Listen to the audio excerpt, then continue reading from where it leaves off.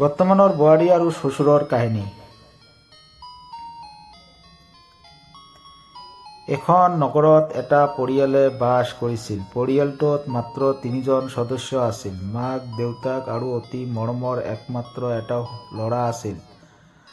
ল'ৰাজন পঢ়া-শুনাত ভাল আছিল বাবে আটাইকেইটা শ্ৰেণীত ভাল ফলাফল দেখুৱাব পাৰিছিল আৰু পঢ়া শেষ কৰিছিল। তেতিয়া ল'ৰাৰ মা দেউতাকৰ মূৰত চিন্তা আহিছিল যে ল'ৰাই কিবা কৰি এটা চৰকাৰী চাকৰি পালেই ৰক্ষা।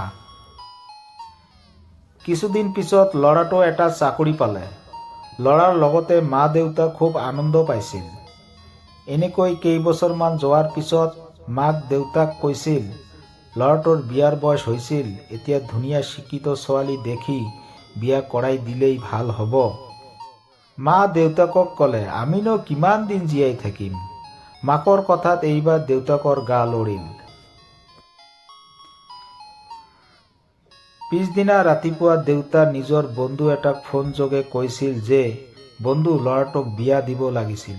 বন্ধুৱে ক'লে আমাৰ ঘৰখনৰ কাষতে এজন বিশিষ্ট ভদ্ৰলোক আছে।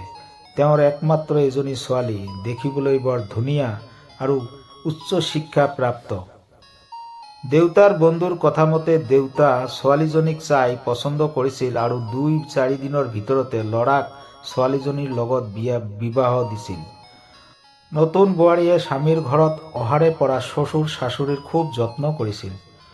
শ্বশুৰ শাশুড়ী তাইক নিজৰ ছোৱালীৰ দৰে মৰম কৰিছিল। শ্বশুৰে বোৱাৰীক ইমানেই মৰম স্নেহ কৰিছিল যে তাই কিবা এটা ক'লে শ্বশুৰে না ক'ব পৰা নাছিল। বোৱাৰীয়েও শ্বশুৰৰ কথাৰ কোনো অমান্য কৰা নাছিল। ল'ৰাটো ৰাজ্যৰ বাহিৰতে চাকৰি কৰিছিল যদিও বন্ধ পালেই ঘৰলৈ উভতি আহিছিল।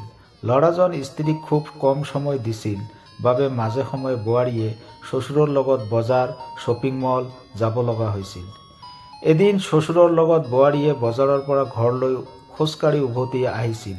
বোৱাৰী আগে আগে, শ্বশুৰ পিছে পিছে। কেইজনমান ডেকা ল'ৰা একেলগে বাটৰ কাষত থিয় দি আছিল।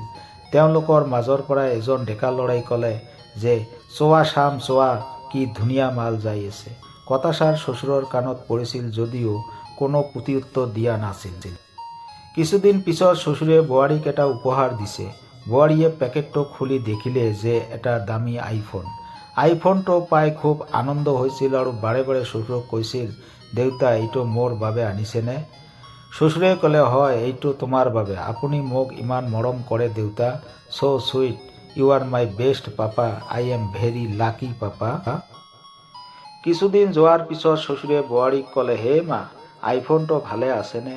বোৱাৰীয়ে ক'লে ভালে আছে দেউতা, আপুনি চাব পাৰে। শ্বশুৰে আইফোনটো দেখি খঙত জ্বলি গ'ল। বোৱাৰীক নানা ধৰণৰ বকাবকি কৰিছিল। শ্বশুৰে বোৱাৰীক খঙতে চিঞৰি ক'লে তোমাক কোনে কৈছিল এই দামী আইফোনটোৰ কভাৰ আৰু টেম্পাৰ লগাবলৈ? এইটো আইফোন নে আন কিবা?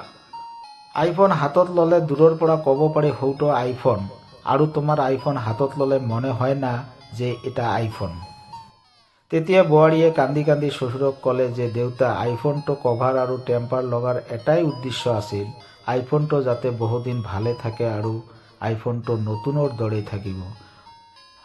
বোৱাৰীৰ কথা শুনি শ্বশুৰে ক'লে মা ৰে, তোমাৰ মনত আছেনে এদিন বজাৰৰ পৰা আহোঁতে ডেকা ল'ৰাৰ কথাটো শুনি খুব লজ্জিত হৈ পৰিছিলোঁ।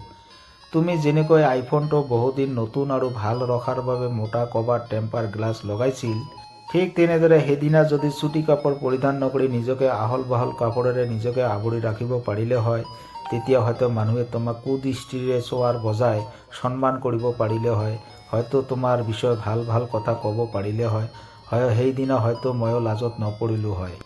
শ্বশুৰেকৰ কথা শুনি বোৱাৰীয়ে নিজৰ ভুলটো জানিব পাৰিছিল আৰু বোৱাৰীয়ে শ্বশুৰক কৈছিল দেউতা, মই প্ৰতিজ্ঞা কৰিলোঁ এনেকুৱা ভুল কেতিয়াও নকৰোঁ য'ত আপোনাৰ আত্মসন্মানৰ ব্যাঘাত হয়।